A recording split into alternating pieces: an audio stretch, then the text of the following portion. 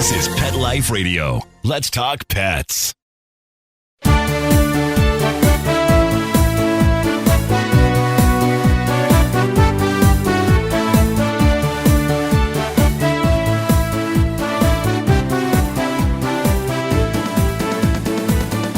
Hey, welcome to Canine Master Radio Show on Pet Life Radio, and I'm your host, Chris Onthank. How are you guys? Today, I have joining me my Director of Training at Doggone Smart, the Canine Center in Fairfield County, Jaimee Kelsey. Jaimee, hey, how are you today? Good. Hi, everyone. So happy to be here. Well, today we're going to talk about, Jaimee, what to do when I have all things reactive when it comes to my dog and my dog being on a leash. I think this is a great subject matter to cover because so many people are dealing with this kind of situation every single day. I mean, Jaimee, don't you hear about our clients always dealing with this? Absolutely. It's a top training priority for our clients. And even in our canine facility in our lobby, when clients enter with their dogs, sometimes before we even say hello, we say, don't let your dogs meet on leash or keep your dogs close to you, because we know in that type of close proximity to other dogs, when dogs are on leash, we can see some leash reactivity when we don't see it when they're off leash playing on the play floor. Yeah, and that comes down to, all dogs have fight or flight, right? So when a dog is on a leash, we're eliminating what? We're eliminating flight. And when a dog is off leash, the dog has the ability to back away, to look away. So we get a lot of false body posture readings coming out of the dog when it's on a leash. A couple of things that I always mention. When a dog is on a leash, generally they're out in front, which is the wrong place for them to be. We're going to get to that today, Jaimee, right? But being on leash, when I have a dog that's on a leash and he's pulling on that leash, he's leaning forward and he's leaning forward against the leash, pulling on that leash. But what am I reading as another dog? I'm seeing this body pressure of leaning forward. Well, when I see body pressure of a human leaning forward or a dog leaning forward, that's dominance. It reads as, hey, I'm about to kick your butt. So having a dog on a leash can really make your dog appear to be more dominant or threatening. And of course, if I'm scared and I don't have the ability to run away or back away, you're giving me a cornered response, which is also that cornered response, which I want to talk about so much. That cornered response is responsible for a lot of the aggression and a lot of the barking coming out of the dog. Yes, and you're talking about a dominant stance, but most of the times what that is reflective of the dog's fear, because like you said, fight or flight. When a dog is uncertain of an interaction and you remove a defense option of flight, well, what's left is fight. And so dogs will present as that even though it's based in fear. Yeah. And so this is where we see that, gosh, the dog is fine with everybody outside when he's off leash, but as soon as I put him on a leash, he gets very reactive. And again, we see dogs sometimes even, it leads to aggression. So where one dog is fine off leash and then he's on a leash and he appears aggressive, but then if it's pushed, the aggression comes out. And that's where dogs will either bite another dog or attack another dog or even possibly a human or even a child, an adult or a child. So we really need to make sure that when a dog is on a leash, there's a couple of rules that we want to adhere to. And if we adhere to these rules, rarely do we have issues. But if we don't, it happens a lot. Chris, can we start maybe just with a little bit of a review of the best tools when you're leash walking your dog? Yeah. So that's a great place to start. Like no retractable leash. Yeah. So retractable leashes, you really don't have a lot of control. I am not a big fan of retractable leashes unless, of course, I'm going on a road trip and I'm stopping at rest stops and I need my dog to go to the bathroom very quickly and feel that freedom. But retractable leashes, the owner has a lot of risk, either to themselves and to the other dog, right? We see that where a dog will go to the end of the retractable leash and they'll knock the owner over, or the retractable leash wraps around a finger and does severe damage to a finger or a leg. But a retractable leash also, you don't have the control that you have with a 6-foot leash. Now, we like to use leather leashes. Leather leashes give you an amazing amount of grip, but there are some types of rubber leashes that do also have grip, but a nylon leash can be very slippery. So I like to walk our dog on a 6-foot leather leash, sized appropriately in width for the dog that we're walking. That's important. The next best thing is, what are we walking the dog on? Now, this can really vary depending on the dog's temperament. We prefer either a no-pull harness. Jaimee, which kind of brands are we looking at for no-pull harnesses? We use the Freedom no-pull harness. We really like that. What's really important is that it clips in the front. It's almost like power steering. When you clip the harness on the back, you think, yes, it redistributes the weight so the dog isn't pulling on their neck, but what happens is it turns them into a sled dog. So it gives them the upper hand and the strength to pull you. When the clip is in the front, if they pull, they're going to get redirected. And also some of these brands have a clip both in the front and the back. Yeah. So basically the no-pull harness is a really good option. The other option is something like the Gentle Leader or the Halti by my friend Roger Mugford in England with the Company of Animals. They make the Halti, which is also very good. The thing about these leashes are these kind of head collars. They're almost like a horse halter. Where the head goes, the body will follow. So these can be fine, except it takes sometimes a little bit of adjustment for the dog to get used to. And so, what we tell people to do is to actually don't start out just putting it on your dog and walking outside, but actually put it on your dog, give them some great treats when it's on, and then take it off. Wait for a little bit, maybe wait for a minute, then put it back on and give them great treats. And let them get used to the feeling of this halter. The pressure. Yeah, we call it the halter. And the way it works is that when you pull on the Halti or the Gentle Leader, what happens is you're putting pressure around the muzzle and around the back of the head, at the top of the back of the head. So these are two very controlling parts of the dog. Again, some dogs really, really have issues with this. The other thing that you can use is just a flat collar. Flat collars can be a little bit harder. I think that you will find that with a flat collar, you need to make sure that you are able to control the dog with a flat collar on. And if you aren't, then that flat collar is probably not the one to use. I would then go back to a harness. Chris, one thing I want to say about the flat collar that's so important is you need to make sure that it's snug enough. If it's looser than 2 fingertips, the dogs can Houdini their head out of it. And if you've got a dog who's being reactive and barking and they slip that collar, that's not a good situation. So make sure your dog's collar is snug. Chris always says 2 fingertips under the collar. Yep. Thanks, Jaimee, for reminding me of that. That is important, making sure it's snug enough. And a lot of people think, oh my gosh, well, I can put my whole hand in it. And if your whole hand is in it, it's too loose. So the other collars that we can talk about, but I'm not big fans of, one is a chain choke collar. I'm not a fan of that at all. It can collapse the trachea. They are abusive. I don't see the need for one of these. And you're training the dog. They say it's the sound of a chain and the link. That's a lot of hogwash. It's a pop on the leash that inflicts a little bit of pain onto the dog. There is another collar that we sometimes will recommend, but rarely again, and that is the prong collar. But I wouldn't recommend you using a prong collar unless you're working with a trainer that really knows what they're doing and is not an abusive trainer, because they can be really used in an abusive way. So my best bets for teaching a dog to walk nicely on a leash is either a head halter or even a harness, and the other resort is a flat collar. And a 6-foot leash. And a 6-foot leather leash is a great thing to start with. All right. I tell you what, I think what we should do before we start getting into the techniques and how to get our dogs to be non-reactive, I think we should take a small break, hear some words from our sponsors, and we'll be right back. Take a bite out of your competition. Advertise your business with an ad in Pet Life Radio podcasts and radio shows.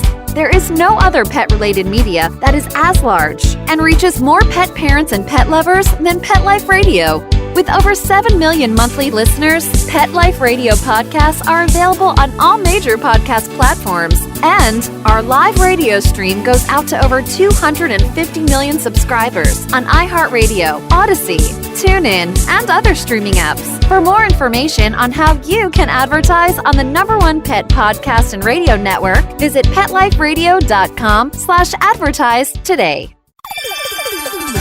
Let's Talk Pets on PetLifeRadio.com.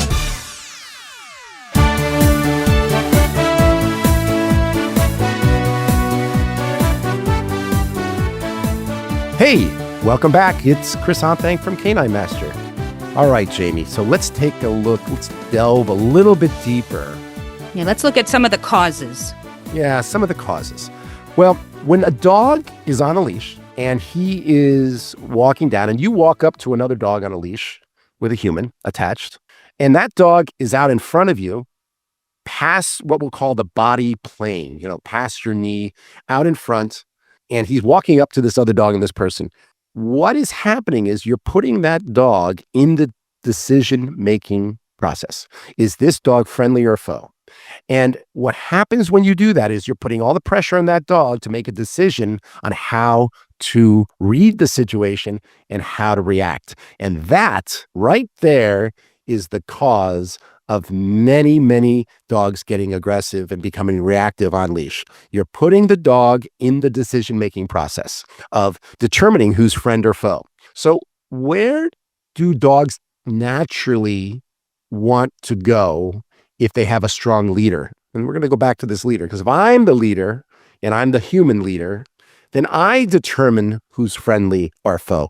I determine who's dangerous and what we're going to do. So if a dog is out in front of you, you are acting sort of as its subordinate. And when I say subordinate, you're not taking the lead. You're not taking charge. You're letting the dog make that determination. And a fearful dog, which many, many, many dogs have a little bit of fear in them, and they're cornered and they're on a leash, are going to become reactive. So how do I get rid of this? Chris, doesn't some of this mindset start inside the home before we try to transfer it outside into distractions? That's a great point, Jaimee. A lot of how a dog determines its role within the pack, within the family pack, is that started in the home. And that brings me to what we should be doing. We should start this in the home. But let me back up a little bit. If you're in front when it comes to meeting another dog and a human on a leash, if the dog is behind you, and let's say he's an arm's distance behind you, or a good 18 inches behind your rear end, he's accepted that you're in front. What happens is your dog will be non-reactive. It is impossible for a dog to be reactive if he's behind you. I'm just going to repeat that again. I'd never see it not happen. It is impossible for a dog to become reactive if he is behind you and you are taking over the greeting. So where do we practice this? What Jaimee just said is exactly right. We practice this in the house. All right, Jaimee, give us some examples of what we do in the house. In the house is making sure that your dog, we like to call it accountable. It's positive, it's loving, but it's accountable. It's making sure that you're answering the door first. You're not tasking your dog with being the gatekeeper to greeting guests, that you're giving your dog little commands, little jobs throughout the day. Sit down, go to your bed, so your dog knows they're accountable. Many people say, oh, my dog's perfect at home. It's once I get outside the house. And so that's when you have to do the work. But if being accountable to you is a novel idea, it's going to be very hard to teach in a distracted environment. So I'll even work with clients and we'll leash walk around the house. We'll walk around the house and we'll practice the position. We'll practice the leash and the collar and the harness and make sure that the owner feels empowered and in control so that we're not learning outside, we're just transferring. And that can be very helpful. Yeah, I think that's all important stuff. And that is exactly the kinds of stuff that we start off doing when we are starting off. So when we start off inside the house. So a couple of just techniques. I'm walking through a doorway or a threshold. And as I'm walking through the threshold, the dog tries to race through the door in front of me. And if I allow him to do so, I just voted him in as the leader. Now, a lot of people say, oh, sit. I don't want you to say sit. No commands in that situation. Use body pressure. Body pressure, your own, to your own dog, can be very, very useful. So if I'm walking through a doorway and the dog is accompanying me in, let's say I'm going from the dining room to the kitchen where all the food is, and the dog tries to shoot through that doorway and he tries to race through in front of me, I'm going to actually give a guttural tone. And then I'm going to turn and face the dog with body pressure. So sort of leaning forward into the dog a little bit. And then if I have to, I'll use my legs to shove him, not kick him, folks, to shove him behind me going through the doorways. Same things with going upstairs and downstairs. Again, if the dog tries to pass me going up the stairs, and I let him do so. I just voted him in as being the leader in my territory. So again, up and downstairs, he must be behind you going up and downstairs through all doorways. Sometimes it is very helpful if I have a dog that I just can't catch in time to take about a 6-foot leash, nylon leash. I'm going to say nylon because they're cheap. And I'm going to cut off the loop and I'm going to attach it to the dog's collar, flat collar. And then I'm going to tie that to my belt or even hold that as I wander around so that at least I have some control if the dog wants to try to pass me going through doorways upstairs and downstairs. One more thing I just want to let you know is if I'm going outside and my dog races out the door, and I allow him to do so, inside's one territory, outside's another. But he races into the new territory. I'm teaching him that he goes first. He makes the decisions. Your dog must be behind you, behind you, behind you, behind you. And then we start to see the dog becoming non-reactive. And then when we take that outside, it becomes much easier. Inside first. I want to add one thing, and you let me know if this is on point. Again, we're focusing on cause, not correction. When guests come to our home and we allow our dogs to jump on them or be the first greeter, they start to feel that they're the representative of the pack and they're the greeter and people are coming and people walk in and, oh my God, what a cute dog. So they may start to anticipate when they see neighbors or strangers on the street that that's going to be the same type of interaction. So I coach clients, when people come over, don't let them interact with your dog. Don't make it like they're there to see your dog. Take the pressure off of your dog so they feel you have control of those interactions. And then that can transfer into the greetings outside. Yeah, I think that's very, very good advice. One of the things I will do is when clients, we had recently a dog named Cassius, large Great Dane, and he was becoming reactive. The owners were having some real problems, and he actually became aggressive when greeting people. And, the interesting thing is that we started doing some exercises at the door where we taught the dog through using a lot of body pressure that when a stranger comes to the house, they are to basically keep the dog away from the stranger. So we took some blue painter's tape and we made a box around the front door. And I rang the doorbell. The dog didn't know me at this point. And when the dog came racing up, barking, barking, barking, they took their body, turned, flipped, faced the dog, and literally shoved the dog out of the box using their body pressure and their legs as well. And they were able to do this. And now the dog, literally, when the doorbell rings, he waits patiently for the stranger to come in. And it really took away all the reactivity of that dog with strangers. That's just an example. So teaching that first, that you are in charge as the leader of your family pack, and that you're in charge of the interactions within the space. That carries through to you're in charge of the interactions outside of the space.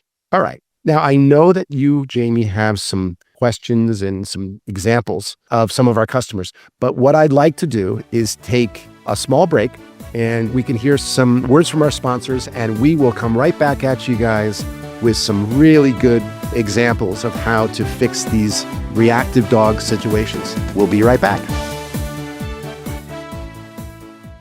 Begging to hear more of your favorite show? Full episodes of all our shows are available on demand. Go to PetLifeRadio.com to fetch our entire lineup of Possum Pet podcasts. Also, dig us up in iHeartRadio and iTunes. Let's talk pets. Live and on demand, only from Pet Life Radio.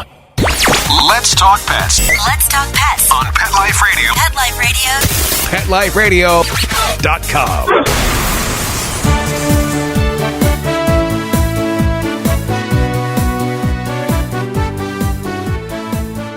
All right. Welcome. I'm here with Jaimee Kelsey, the Director of Dog Training at Doggone Smart. And we're here talking about reactive dogs and reactive dogs on leash. Jaimee, you have heard from some of our clients and some of the listeners. Give me some flavor of what you're hearing out there, and maybe we can address some of these. Yeah, so I think, just understanding why the dog's behavior is so different on leash than off leash. And we see it every day when they come into the lobby before they go into the play care. The dogs may have hackles up or they may be growling on leash, and then they get into the group and they're off leash and they're totally fine and they're best friends. And so really explaining that dynamic to clients so they can understand it within family dogs and neighborhood dogs. I have I printed a bunch of training inquiries, and we can read some of them, and I'm sure they apply to many and coach through the techniques. I'll read one here. Callie is very nervous on leash. She wags her tail, so maybe a bit conflicted. She wags her tail like she wants to say hi, but then she gets low to the ground, barks and lunges if they attempt to come near her. She's also reactive to dogs in her neighborhood on leash. There are dogs that are barking at her first, but now the response is that she is reactive every time she sees them. This is not sustainable, and I'd really like to find a place where we can walk in my neighborhood without her barking and lunging and can be comfortable until we pass. She's extremely social with dogs and other humans off the leash, but this is a behavior on leash that I need some guidance with. Yeah, so, that is so typical of what we hear often. Some people need to understand, that when a dog is on leash, we talked about false body language. The dog is not able to retreat. The dog is not able to maybe go into a play posture because he's pulling on the leash and he can't get into that position. And then, of course, they're also feeling very cornered.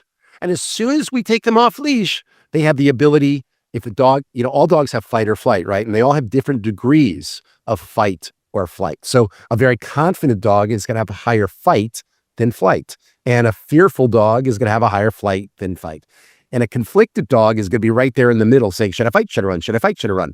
But when a conflicted dog, which she just described, this dog, Callie, sounds a little conflicted, is on a leash, we're taking away the ability to flee, and then we build fight. So many dogs, many dogs will become more aggressive on leash than off leash. And as soon as you take them off leash, they're fine. So what do we do with those dogs that are aggressive on leash? Well, remember when I said to you that a dog that's behind you cannot be aggressive.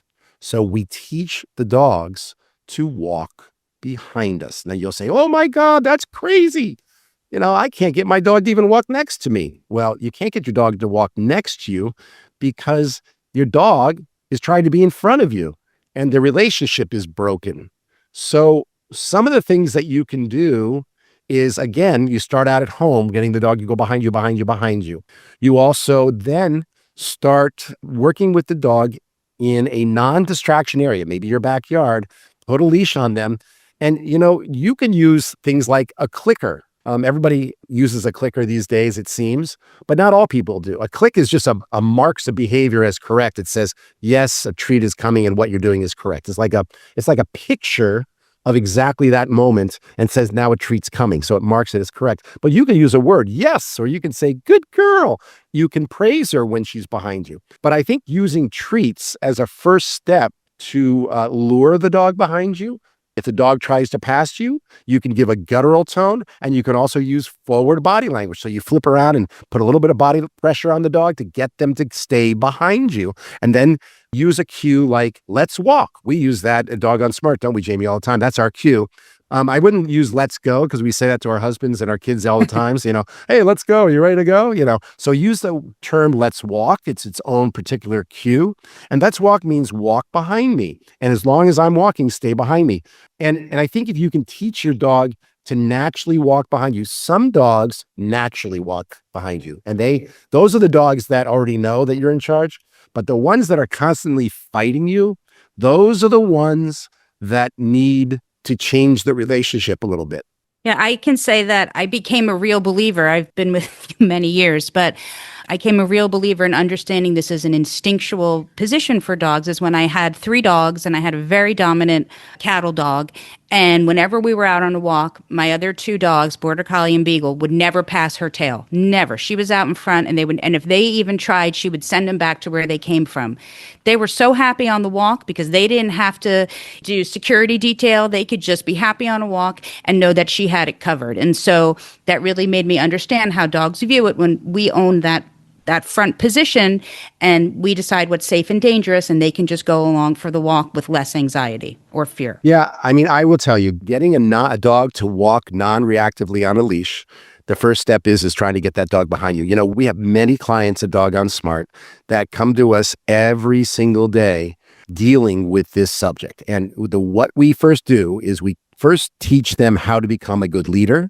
And you can go back on some of my other Canine Master radio shows and learn how to be a good leader. Just go through the old shows.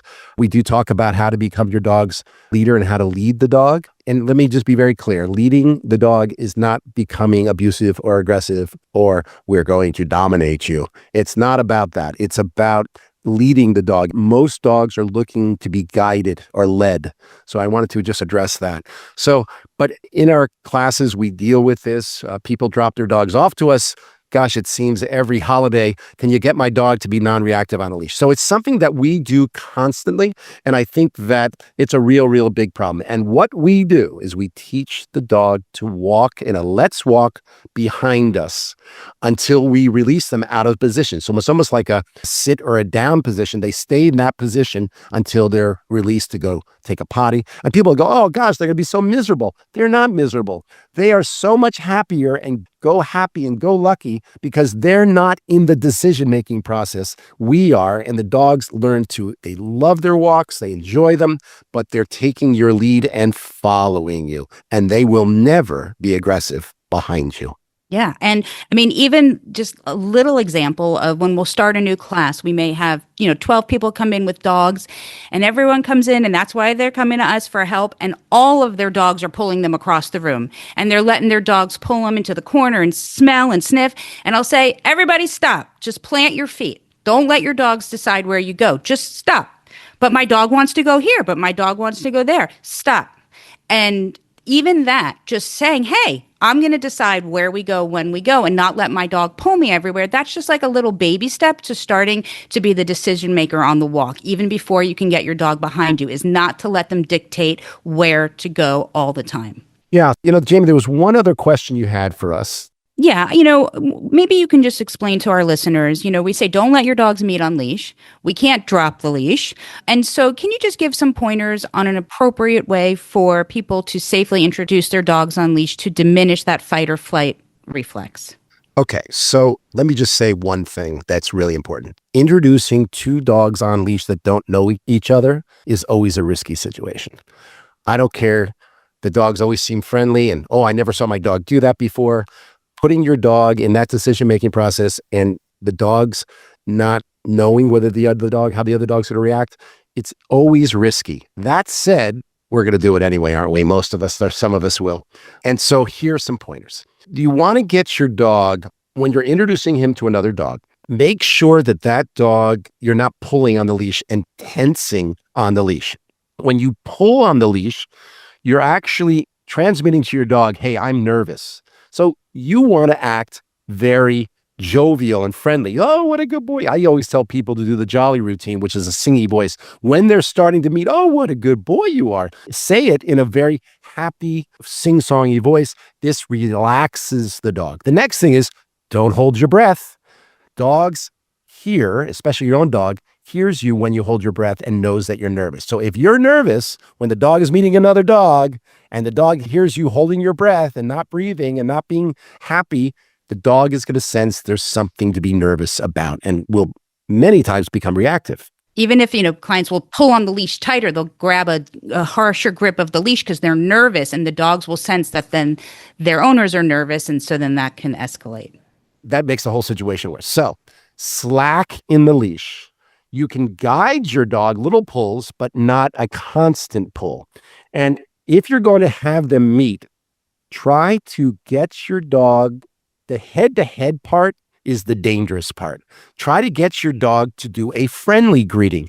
And you know where a friendly greeting is for dogs? This is going to sound kind of disgusting. It's a butt sniff, a mutual butt sniff. That's a friendly greeting. So I don't tell people to do this when they're meeting people at cocktail parties, but certainly when you are introducing your dog to another dog, get them away from the face-to-face and get them right to the rear end where they can sniff each other's butts and do a friendly greeting. Then put slack in the leash, and hopefully at that point, the tension is over. So those are the ideas that I would do if I'm going to go against Chris's advice and introduce my dog to another dog on leash. Okay, great. we do need to wrap up the show, Jaimee. And I just want to thank you so much for being on the show today. Of course. And I think we gave some people some good pointers. I'd love to know your comments and have you join the conversation. And you guys can always email me at chris@caninemaster.com. And, we'll be sure to answer your questions. And they can also email Jaimee. You can email me. I'm the training director at Doggone Smart. My email is Jaimee, Jaimee @doggonesmart.com, and we'll be happy to help you.